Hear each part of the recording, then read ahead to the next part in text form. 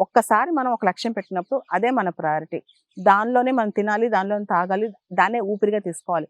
అలా చేసి స్మార్ట్‌గా పని చేసుకుంటూ కొన్ని గంటల పాటు రోజు కష్టపడుతూ వెళ్తే 5 గంటలో, 6 గంటలో, 10 గంటలో మన శరీరం అలసటొచ్చేదాకా దానిలో కష్టపడితే కొన్ని సంవత్సరాలకి మనం టాప్ అయిపోతాం. కొన్ని సంవత్సరాలకు ఆ పనిలో మనకి లోతెంతో కూడా తెలుసుద్ది. ఆ పనిలో మళ్ళా మనల్ని కింద పడేసినా ఆ పనిలో మనం పైకి రాగలం. అలా కాకుండా ఎవరో వస్తారు, ఎవరో హెల్ప్ చేస్తారు, మనం తక్కువ పని చేద్దాం, మనం కష్టపడకుండానే ఊరికే రావాలి అలా అనుకుంటే మాత్రం ఏ పనిలో కూడా మనం టాప్ అవ్వం.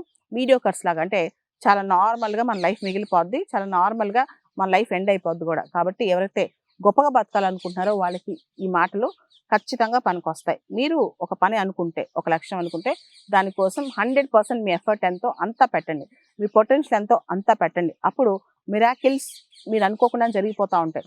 అబ్బా! నేను ఇంత కష్టపడిపోయానని అర్థం కాకుండానే పనంతా అయిపోద్దనమాట. కాబట్టి మీ లైఫ్‌లో మిరాకిల్ జరగాలంటే అవర్స్ కౌంట్ చేయొద్దు. ఎన్ని గంటలు పని చేసామో కౌంట్ చేయొద్దు. ఎన్ని రోజులు పని చేసామో కౌంట్ చేయొద్దు.